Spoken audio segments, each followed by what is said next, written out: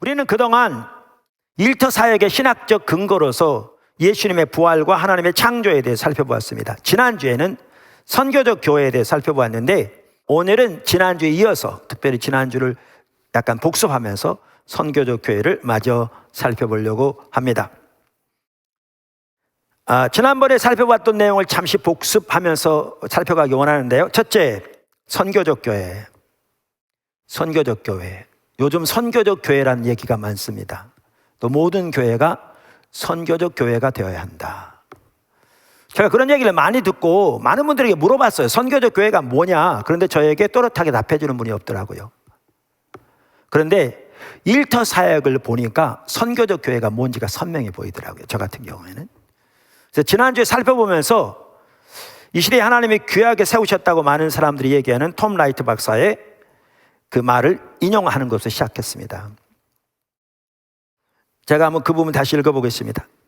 새 창조에 대한 약속이 그저 죽음 이후의 삶에 대한 생각을 정리하는 정도의 문제가 아니며 그럴 수도 없다는 것이다. 이게 뭐냐면 이런 뜻입니다. 지난주에도 잠시 설명드렸는데, 예수님의 십자가 부활을 통한 하나님의 구원이 단순히 우리 영혼이 구원받아 죽어서 소위 천국 가는 것을 의미하는 게 아니라 그 말입니다. 훨씬 그 이상입니다. 그것은 우리의 부활, 새로운 창조 세계의 완성, 마지막 원수인 죽음을 포함한 모든 악의 세력의 파멸, 하나님의 모든 약속의 성취, 영원한 샬롬을 포함한 하나님의 창조 계획의 실현, 이 모든 걸 포함합니다. 엄청납니다. 성경이 말하는 하나님의 구원은. 그래서 단순히 아까 말한 대로 죽음 이후의 삶에 대한 생각을 정리하는 정도, 그렇게 말할 수가 전혀 없다, 그 얘기입니다. 그러면서 이렇게 얘기합니다. 아주 중요한 부분인데, 그것은 교회의 사명에 대한 문제다. 내가 일하는 곳에서는 선교 중심의 교회, 미션 쉐프트 처치라는 제목의 보고서가 제출된 이후 그것에 대한 논의가 많았다. 그 보고서는 오늘날의 교회가 선교를 부가적인 것으로 시간이 남으면 끼워 넣을 수 있는 일로 여겨서는 안 되고, 핵심적이고 중심적인 교회의 동력으로 보아야 한다고 촉구했다. 예, 선교적 교회의 핵심은 선교가 교회의 핵심이고 중심이라는 겁니다. 부가적인 프로그램이 아니라.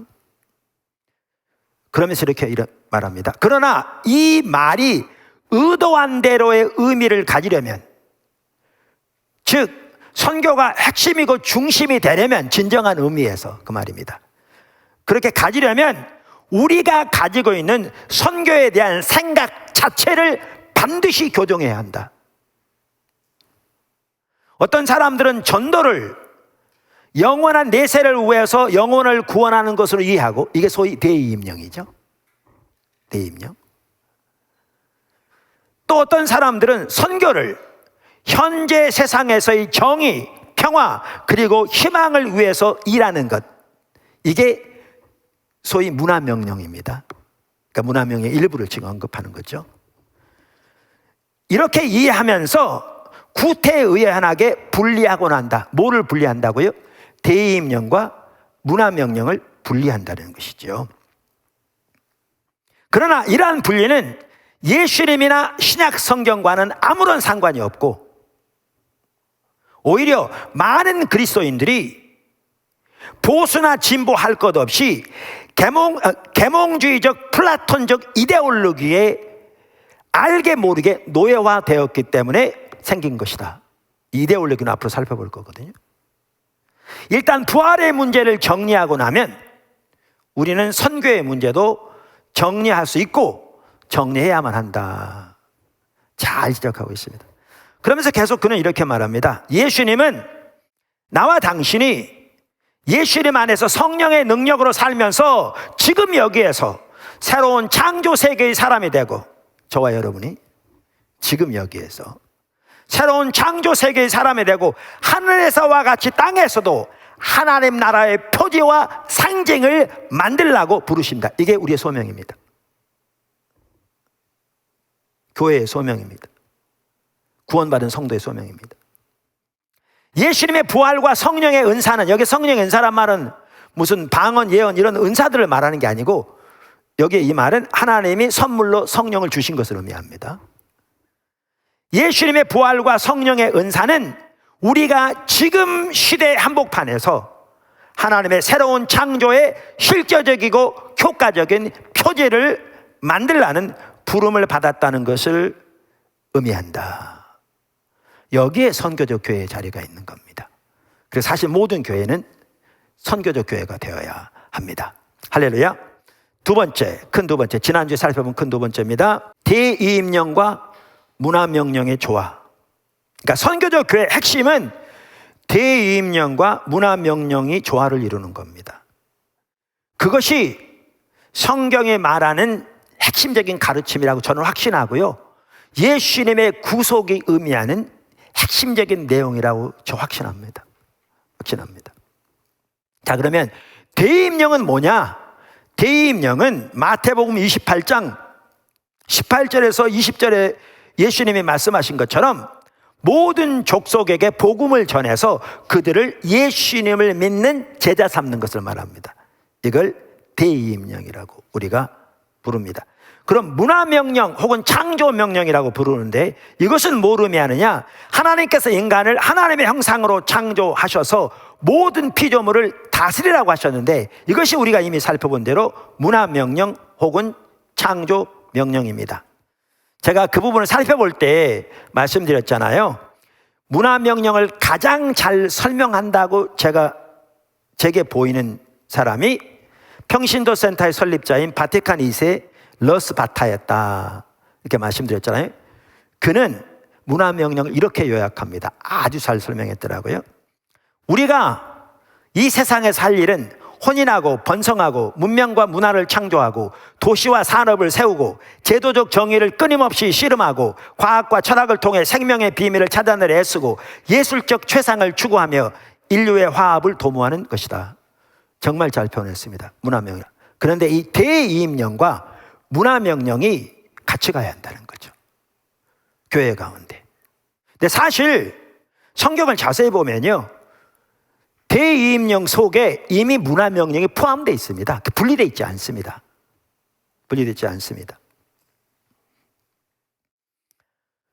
여러분, 지금 포스트 모더니즘 시대에는 메타 내러티브가 존재하지 않는다고 사람들은 주장합니다. 그 말은 뭐냐 하면, 모든 삶의 실체를 다 설명하고 포함하는 거대한 진리가 존재하지 않는다, 그 말입니다. 근데 성경은 명확하게 메타 내러티브를 말하고 있습니다. 그 핵심 축은 창조, 타락, 구속으로 연결되어지고 그 회복으로 연결되어집니다. 여러분, 이 하나하나의 하나님의 역사가 전 우주적인 역사인 걸 다 아십니까? 하나님의 창조만 하더라도 전 우주를 창조하셨습니다. 뿐만 아니라 인류의 타락 또한 전 우주적인 것이었습니다. 인간만 타락한 게 아닙니다. 그래서 인류의 타락으로 해서 모든 자연세계가 다 영향을 받아서 그들이 신음하면서 구속될 날을 기다리고 있다고 로마서 8장이 말하잖아요. 명명백백하게. 그리고 예수님의 구속 또한 단순히 우리의 영혼을 구원한 게 아닙니다. 당연히 우리를 구원하시지만 더 나아가 모든 창조 세계를 새롭게 하신 겁니다. 그리고 그것은 새하늘과 새 땅에서 완성될 것입니다. 새하늘과 새 땅에서. 그래서 아까도 말씀드렸습니다마는 예수님의 십자가 부활을 통한 하나님의 구속은 단순히 우리의 영혼을 구원해서 천국 가게 하는 게 아니라 그 말이죠. 그리고 흔히 우리가 말하는 죽어서 가는 천국은 그게 영원한 최종적인 목적지가 아닙니다. 일시적인, 잠시적으로 있는 곳입니다. 우리의 영원한 목적지는 새하늘과 새 땅입니다. 거기서 부활한 몸으로 영원히 살게 될 것입니다. 우리가 이미 살펴본 대로 거기에서는 온 피조 세계가 하나님의 장막이 될 겁니다. 하나님의 세계와 피조 세계가 연합되게 될 것입니다. 성경이 명명백백하게 말하고 있습니다. 그래서 예수님의 십자가 부활을 통한 하나님의 구속은 우리의 부활, 새로운 창조세계의 완성, 아까도 말씀드린 대로 마지막 원수인 죽음을 포함한 모든 악의 세력의 파멸, 하나님의 모든 약속의 성취, 영원한 샬롬을 포함한 하나님의 모든 창조 계획의 실현, 이게 포함됩니다. 이만큼 어마어마한 겁니다. 어마어마한 겁니다. 하나님의 구원, 전 우주적인 겁니다. 성경 전체가 명확하게 말하고 있지만 특별히 로마서 8장이 이 부분을 명명백백하게 보여주고 있습니다. 자, 그래서 하나님께서 예수님을 보내신 것은 하나님이 예수님의 십자가 부활을 통해서 이 어마어마한 구속을 이루도록 보내신 겁니다. 그러면서 예수님께서 요한복음 20장에서 지난주에 우리가 살펴본 것처럼 20장 1절에서 뭐라고 말씀하셨냐면 우리 제자들에게 이렇게 말씀하셨죠. 예수께서 또 이르시되 너희에게 평강이 있을지어다. 아버지께서 나를 보내신 것 같이 나도 너희를 보내노라. 아버지께서 예수를 보내신 것과 똑같이, 헬라어는 just as, 똑같이 카토스라는 단어거든요. 나도 너희를 보내노라. 그렇기 때문에 바로 이 대임령 속에는 문화명령이 반드시 같이 포함되어 있습니다. 이게 분리되지 않습니다. 그러니까 아까 톰 라이트 박사가 그렇게 얘기한 겁니다.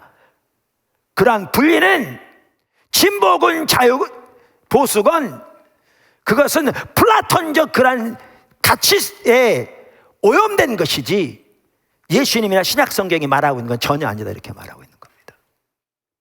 이런 상황에서 하나님께서 아까도 말씀드린 대로 교회가 철저하게 십자가의 복음에 세워지되 관계 중심 전도를 통한 대임령의 성취, 모든 성도가 일터 사역을 통한 선교사적인 삶을 삶으로 문화명령을 성취하는 이 삶을 사는 게 이 시대에 정말 중요한 하나님의 부르심입니다. 성경에 말하는 우리 신앙의 핵심적인 가치입니다. 자, 세 번째, 오늘 살펴보려고 하는 부분을 이제 살펴봅니다. 선교적 교회가 세워져야 합니다. 일부 성도들은 이렇게 삶의 현장에서 선교사적 삶을 사는 것을 흩어지는 교회라고 부르고요, 교회가 이렇게 모여서 교제하고 예배하는 것을 모이는 교회라고 말하기도 합니다. 그러면서 일부에서는 이렇게 일터 사역 등을 통해서 이렇게 섬기는 것을, 즉 흩어진 교회를 강조하다 보니까 모이는 교회를 소홀히 하는 경우가 종종 있습니다. 근데 그것은 잘못된 것입니다. 그러니까 모이는 교회와 흩어지는 교회가 정확하게 조화를 이루어야 합니다. 대이임령과 문화명령이 같이 가야 되듯이 모이는 교회와 흩어지는 교회가 반드시 같이 가야 합니다. 사실 우리 신앙은 교회 중심적인 신앙입니다. 그건 제로의 여지가 없습니다. 명확합니다.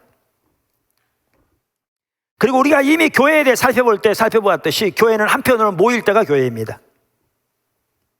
그래서 모여서 하나님을 예배하고 서로 교제하고 성찬을 나누고, 그리고 이러한 모임과 교제와 이 모이는 교회를 통해서 흩어지는 교회로 섬길 수 있는 힘과 능력을 공급받게 됩니다. 뿐만 아니라 우리의 삶의 현장에서 하나님의 뜻을 분별하고 하나님의 인도를 깨닫고 하나님의 지혜를 구하는 데 있어서 아주 중요한 통로 중에 하나가 모이는 교회입니다. 여기에서 성도들과 교제를 통해서 또 가르침을 통해서 공급받게 됩니다. 우리는 혼자서 신앙생활 할 수 없고요, 혼자서 사역 감당할 수 없습니다. 예배만 해도 너무나 그렇습니다. 최근에 제가 귀한 기독교 리더 한 분과 얘기하는 기회가 있었습니다. 그분이 저한테 그러더라고요. 코로나가 닥치면서 흩어지는 교회에 강조가 되게 돼서 감사하다고. 제가 한편은 동의했습니다. 근데 그러면서 제가 이렇게 말했습니다. 그 말도 맞는데 흩어지는 교회로서 살아가려면 영적인 힘과 능력을 공급받아야 되는데 그것은 모이는 교회에서 모여서 하나님을 올바로 예배하고 예배를 통해 하나님을 만나고 하나님을 경험하고 그분의 사랑을 깨닫게 되고 그분의 마음과 의중을 깨닫게 됨으로 가능하게 되는데, 교회가 모이기를 소홀히 하고 하나님께 진정한 예배 드리는 걸 소홀히 하면서 지금 영적으로 다 죽어가고 있다고 제가 그렇게 얘기했습니다. 그게 현실입니다. 어떻게 흩어지는 교회로 살아갑니까? 다 말라 죽어가는데. 이와 같이 모이는 교회와 흩어지는 교회가 같이 가야 합니다. 근데 더 나아가 여기에 중요한 게, 교회가 세워지되 아까 말씀드린 대로 문화명령과 대입령이 조화롭게 성취되는, 산상수훈이 말하는, 오늘 본문이 말하는 산 위의 도시로 세워지기를 원합니다. 그게 하나님 뜻이라고 확신합니다. 산 위의 도시로, 그 빛을 숨기지 못할 산 위의 도시로 세워지기를 저는 원하고, 그것이 성경에 말하는 그 분명한 가르침이라고 확신합니다. 제가 이 부분 관련해서 지금 두세 분을 이렇게 인용해 살펴볼 거거든요. 그 중에 하나는 밴쿠버의 리전트 칼리지라고 아주 귀한 학교입니다. 거기에는 일터 사역을 위한 인스티튜트가 따로 있습니다. 거기에서 일터 사역을 위한 이 동영상을 만들었습니다. 리프레임이라는 거. 그래서 우리의 사고를 완전히 바꿔야 한다는 거죠. 그래서 그 리프레임이라는 이 비디오에 참 귀한데, 거기에 교회에 대한 부분을 말하면서 그 리프레임 7번째인가 나오는 얘기입니다. 이렇게 말합니다. 성경의 이야기를 새롭게 이해하는 것만으로는 충분하지 않습니다. 우리는 이야기 속으로 빨려 들어가 살아계신 하나님을 만나는 숨막히는 감동을 느껴야 합니다. 새로운 지식만 배워서는 안 된다는 거죠. 톰 라이트는 성경을 5막으로 구성된 연구로 보아야 한다고 말합니다. 첫 번째 3막은 창조, 인류의 타락, 그리고 이스라엘입니다. 제4막에서 예수님이 역사의 무대에 등장하심으로 절정에 이릅니다. 그리고 다음 5막이 오순절 이야기입니다. 무슨 얘기 이해하시겠죠? 쭉 스토리를. 그러면서 이 부분에서 우리는 더 이상 관객이 아니고 무대 위에서 기다리는 대기자들도 아닙니다. 우리는 무대 위에 올라 맡은 역할을 하라는 큐 사인을 받았습니다. 이게 성도들입니다. 아까 제가 메타 내러티브에 대해서 얘기했습니다. 톰 라이트 박사는 그걸 5으로 나눕니다. 여기 보면 창조, 하나님의 거대한 역사, 그 다음에 인류의 타락, 전 창조 세계에 영향을 미친 하나님 회복하게 세운 이스라엘, 그리고 사막에 예수 그리스도가 등장해서 십자가 부활을 통해 전 우주적인 구속을 이루십니다. 그리고 오순절에 성령이 임하시고 드디어 교회 시대가 시작되는데 5막이 열리는 거죠.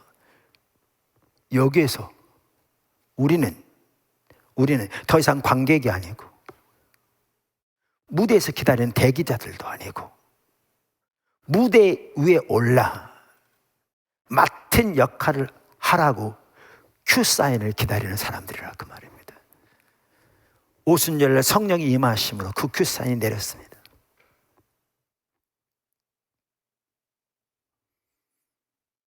이는 그러니까 역할하는 큐사인을 받았습니다. 이미 내렸습니다. 이는 성령이 오심으로 가능해진 것입니다. 성령님은 오순절에 바람과 불로 그렇게 하셨고 오늘날에도 계속 우리를 이야기 속으로, 이 하나님의 거대한 내러티브 속으로 우리를 초대하고 계십니다. 또 이렇게 얘기합니다. 베드로전서 전체의 주제는 새 생명과 새로운 삶의 방식 사이의 관계입니다. 부활한 생명을 가졌으니 부활한 삶의 방식을 가져야 합니다. 그리고 베드로가 특히 주목하여 묘사하는 것은 어떻게 적대적인 문화 속에서 초대교회 당시 외국인 이민자 또는 방문자로 거룩하게 사는가 하는 겁니다. 도시에 사는 시민으로서 경제활동을 하고 가정생활을 할 때 우리는 우리 문화 속에서 다르게 살라는 소명을 받았습니다. 반문화적, 아까 공동체. 우리는 모든 언행과 우리가 견디는 모든 고난들에 있어 우리는 예수 그리스도의 모본을 따라야 합니다. 그러면서 교회에 대해서 이렇게 얘기합니다. 모든 그리스도인들은 꼭 공동체에 속해야 합니다. 사실 저는 교회에 속하지 않는 기독교인이라는 개념이야말로 지극히 모순이라고 생각합니다. 완벽한 교회는 없다는 것을 저도 잘 압니다. 교회에 어려움이 있다는 것도 압니다. 그러나 우리는 공동체에 속하라는 소명을 받았습니다. 아까 말한 그 베이스 루터의 가르침에 기초해서 말한 소명 중에 한 핵심도 소명을 몇 가지 쭉 나누는데 교회에 대한 소명이라고 말하거든요. 그러므로 그리스도께 속한 사람이면 그리스도 안에 있는 모든 사람들에게 속한 것입니다. 그래서 혼자서 기독교 인생을 살 수 있다는 생각은 신약성서 어디에도 없는 것입니다. 이것은 예수님의 사고방식과 동떨어진 생각입니다. 교회에 가는 것은 겸손이 필요하지만 우리의 성장을 위해서는 꼭 필요합니다. 교회 안에서 하나님과 함께 그리스도의 몸을 세우는 것입니다. 또 우리는 흩어져 있는 교회입니다. 우리는 복음을 전하고 정의를 가져옵니다. 세상에 샬롬을 가져오고 세상에서 하나님의 일에 참여하는 겁니다. 정확하게 두 가지를 말하고 있습니다. 흩어지는 교회에서. 그러면서 참 이거는 그 리프레임 9번에서 한 얘기인데요. 이렇게 표현하고 있어요. 우리 각각 성도들을 타국에 파송된 대사로,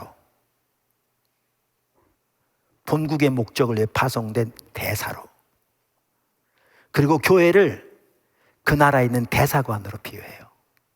대사관으로. 그러면서 대사관은 본국, 그리스도의 나라, 그 문화를 보여주는 곳이 되어야 한다. 잘 표현했어요. 지금 이게 일터사역에 대한 시리즈에 나온 얘기예요. 제가 읽어보겠습니다. 새로운 정체성에 대해 집중적으로 살펴보고자 합니다. 이 정체성은 우리가 타국에서 이방인으로 원치 않는 포로 생활을 하는 것에서 벗어나 하나님의 대사로서 우리의 고국을 대표하는 목적 있는 삶을 살도록 이끌어줍니다. 우리의 정체성을 대사로 올바로 이해하라. 타국에서. 우리의 본향은 여기 아니잖아요. 우리는 또한 대사관의 중요성도 살펴보고자 합니다. 대사관은 하나님 나라 시민들의 정체성과 화해의 복음을 전하는 대사들의 정체성을 육성하고 후원하기 위해 모인 공동체입니다. 이게 교회. 이것이 교회의 근본적인 역할입니다. 그리고 지역교회는 주어진 장소에서 하나님 나라의 대사관 역할을 감당하는 곳입니다. 저는 교회가 공동체적 삶 속에서 주위 사람들에게 하나님 나라의 문화와 정신을 전하는 모임이라고 말해왔습니다. 서로에게 대한 사랑과 환영, 친절과 관용, 그리고 은혜 속에서 교회 밖 사람들이 하나님이 우리 가운데 임재하신 것을 느끼고 천국을 미리 맛볼 수 있어야 합니다. 그게 대사관이 되어야 한다는 거죠. 교회 공동체가 이런 기능을 다한다면 존재 자체만으로 선교적 성격을 지닌 것입니다. 네, 정확하게 똑같은 내용을요, 팀 켈러 목사가 합니다. 표현은 다를지 모르지만 제가 그걸 살펴볼 겁니다. 똑같은 내용을. 오늘 제가 아까 언급한 산위의 도시, 이제 여기에 나옵니다. 그 부활을 입다 10장에 보면 10장에서 이 부분을 다루고 있어요. 교회가 하나님의 지혜와 정의를 드러내는 도시 공동체로 세워져야 할 것을 말하고 있어요. 아까 말한 대로 일터 사역의 한 영역은 정의의 영역입니다. 거기에는 정치가 포함됩니다.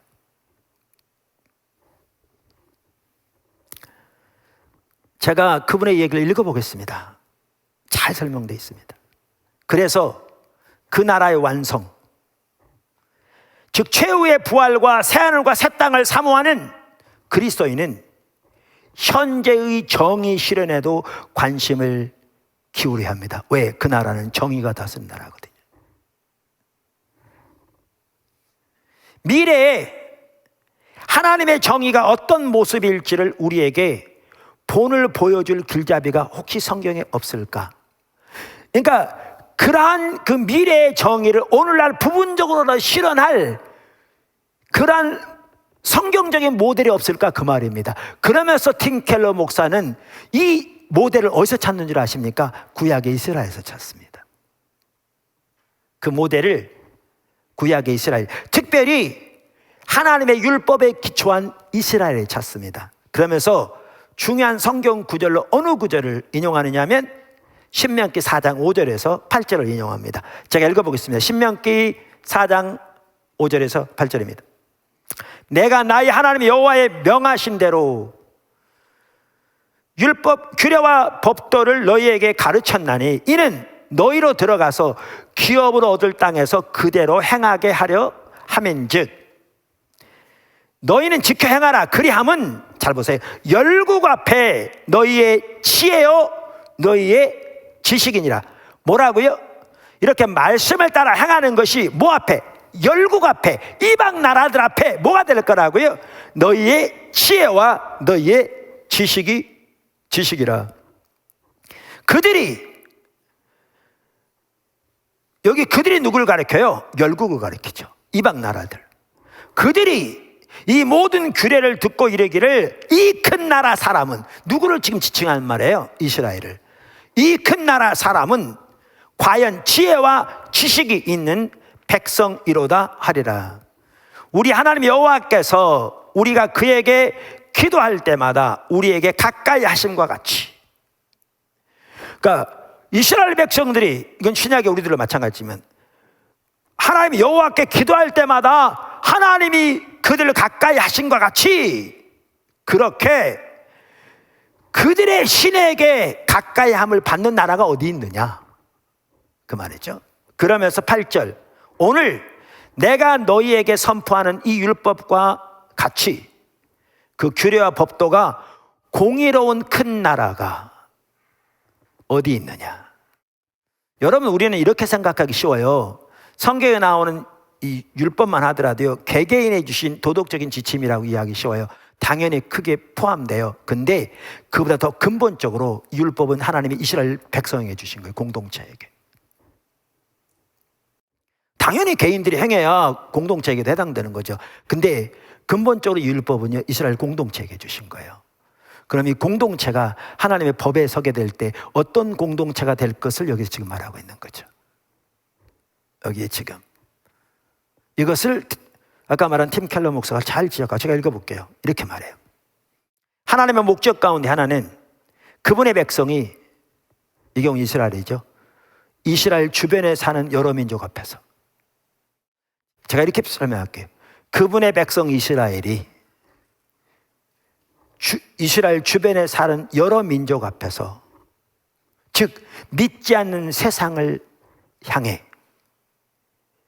증인 공동체가 되는 것이었다. 안 믿는 세상을 향해 이스라엘이 증인 공동체가 되는 것이 하나님 목적이었다는 겁니다. 증인 공동체. 그분의 율법에 순종하는 민족은 그저 도덕적인 개개인의 집합이 아니라 하나의 반문화요, 세상의 문화는 반대되게 살아가는 대안사회였다. 이는 모세 율법의 두 가지 출중한 특징 때문인데, 이 율법은 첫째로 지혜와 지식이 있는 백성을 배출했고, 둘째로 정의로운 사회를 창출했다. 그럼 이렇게 살아가면 어떻게 된다고요? 왜 이게 주변 나라에게 증인 공동체가 된다고요? 이스라엘 백성, 이 본문에 나온 것처럼 이스라엘 백성들이 율법을 지키면 다른 사회, 다른 나라들도 스스로를 점검하게 돼 있다는 거죠. 그 여기 J.G. 맥컨빌이라는 그 아폴로 구약 주석 시리즈에서 신명기 주석을 쓴 학자의 말을 이 팀 켈러 목사님이 인용하고 있거든요. 이렇게 얘기합니다. 고대 세계 국가들은 자기네 신들과 제도가 더 우월하다는 생각에 젖어 있었다. 이 큰 나라라는 표현이 반복해서 나오는데 이는 특히 바벨론의 위대한 입법자인 함무라비 왕에게 따라붙던 수식어와 비슷하다. 그런데 이렇다는 거죠. 이스라엘 백성들이 율법에 순종하면 문화적 우월감에 젖어 있던 주변 여러 민족이 다음과 같은 결론에 이르게 된다는 겁니다.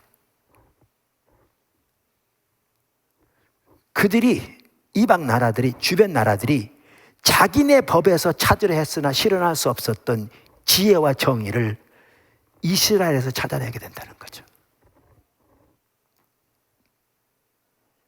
그래서 그들은 이스라엘 사회가 지혜롭고 정의로운 이유를 알게 되는데 그것은 바로 자기들의 신이 자기들에게 가까운 것보다 이스라엘 신 여호와가 이스라엘에게 가까우신 것을, 그것이 원인인 것을 알게 된다는 거죠. 그래서 이스라엘 백성의 율법이 세워지면 결국 전도하는 효과를 낳는다, 이렇게 말합니다. 특히 예루살렘은 열방에 하나님의 지혜와 정의를 드러내는 도시 공동체가 되어야 했습니다. 시편 48편 2절을 보아도 알 수 있듯이.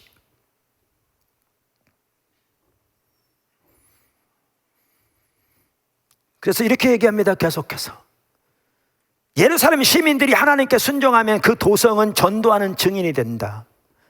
지상의 예루살렘에서 이루어지는 공동체 생활은 새 예루살렘, 즉 종말에 하나님이 이 땅에 세우실 도성, 요한계시록 21장 22장에 나오는 그 도성의 완전한 평화와 정의를 나타내 보여야 한다. 그럼 이것이 구약 성경으로 그칠까?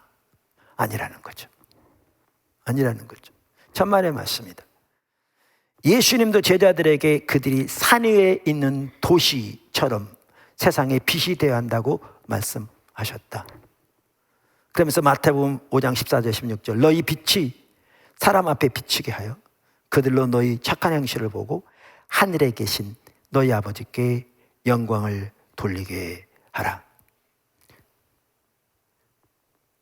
그래서 모세가 신명기 4장에서 이스라엘 백성들과 명한 것과 똑같이 그리스도인들은 도시가 되어야 합니다. 교회는 도시가 되어야 합니다. 도시는 그저 개인의 집합이 아니라 사회입니다.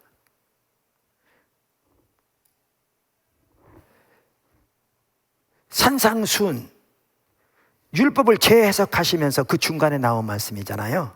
이 말씀은. 그래서 예수님의 제자들이 어떻게 살아갈 것인지, 어떻게 가난한 자들을 돌볼 것인지, 어떻게 재물을 베풀 것인지, 어떻게 이웃을 사랑할 것인지 등등.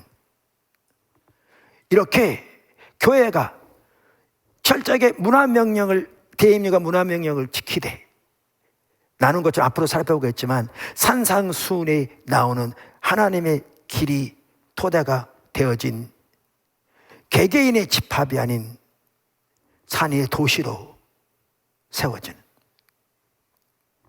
그것이 하나님의 뜻입니다. 그것이 예수님의 명령입니다. 신자들이 정의와 평화와 반문화일 때, 그렇게 하나님의 길에 설 때 이스라엘이 그랬던 것처럼 세상을 바로잡는 증인이 되어 어렴풋이나마 새 예루살렘, 장차 그리스도의 임재와 주권으로 말미암아 인간의 삶이 모두 치유될 그날의 예고편을 보여주게 되는 것이죠.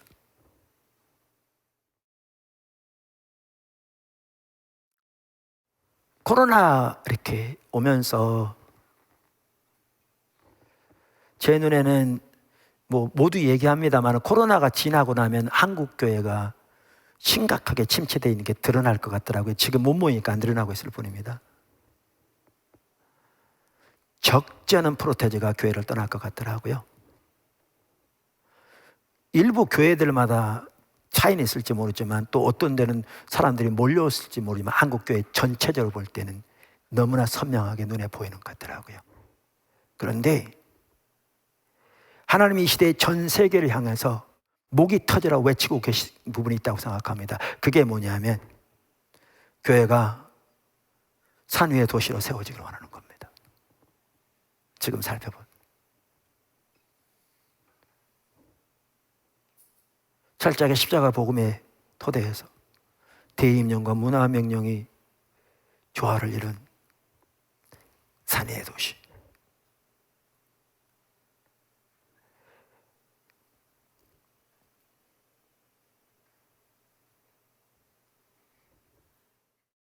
저는 이게 보여지면서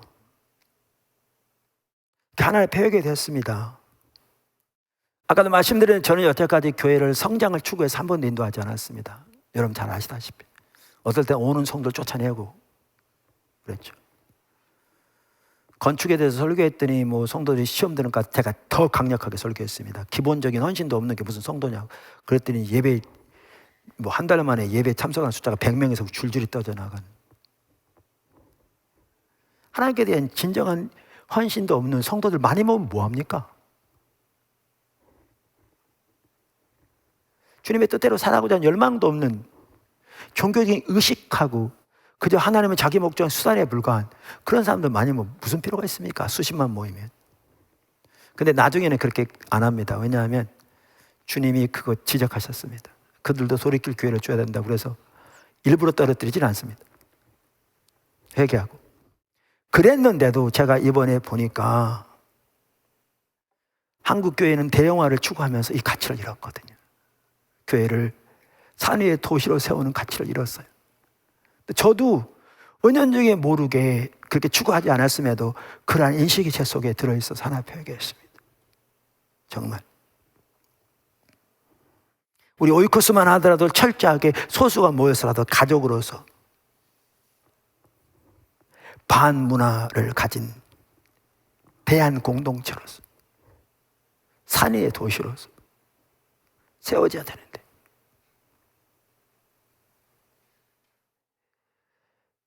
그러면 저는 이런 부분도 심지어 회개했어요. 교회가 커지니까 지금 우리나라에 교회가 어느 정도 커지면 우리나라 민주 사회니까 교인들이 표를 가지고 있으니까 때로는 큰 교회 정치인들도 정치 지망생들이 오잖아요. 아니면 뭐 시장이나 뭐 국회의원이나 아니면 뭐 더 큰 교회들은 뭐 심지어 더 높은 고위직의 사람들과도 총리와도 연결되어지고 하고 그러면서 때로는 그것을 이용해서 또 권력자들과 연합해서 누렸던 특권, 교만, 세상적인 목소리를 원하는 것을 이끌어내는 인간적인 방법으로 산 위에 도시로 세워지기를 추구하지 않으면서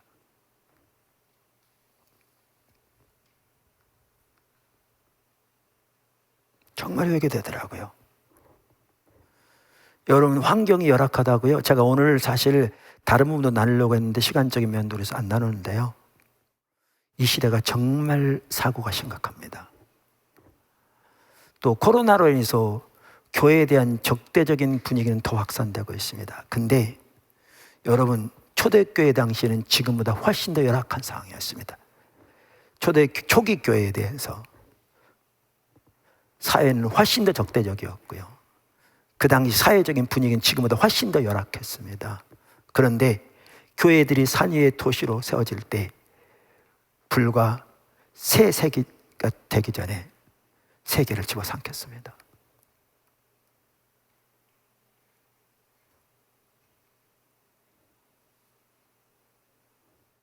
저는 포도나무 교회가 어느 교회보다 못지않게 이렇게 갈 수 있는 준비가 다 돼 있다고 생각합니다. 철저하게 복음의 서기를 추구해왔고 하나님과 친밀한 교제를 추구해왔고 하나님의 비전을 따라 살아왔고 내 의지 내 목적이 아니라 하나님의 행하심을 보고 온 사람과 동참하기를 정말 또 하나님 뜻이 보여지면 온 힘을 다해 동참하기를 추구해왔고 대부분의 성도들이 우리 자원 의지하지 않고 하나님의 자원만 의지해서 십자가의 능력만 의지해서 성령의 인도를 따라 철저하게 말씀의 토대 위에서 주님의 은혜로 살아왔기 때문에 저는 어느 교회 못지않게 하나님 인도하신 이 삶을 살아갈 수 있는 준비가 갖춰졌다고 믿습니다. 문제는 주님이 아까도 나눴지만 우리를 강력하게 이리로 인도하고 계십니다. 구원의 핵심, 신앙의 핵심, 삶의 핵심.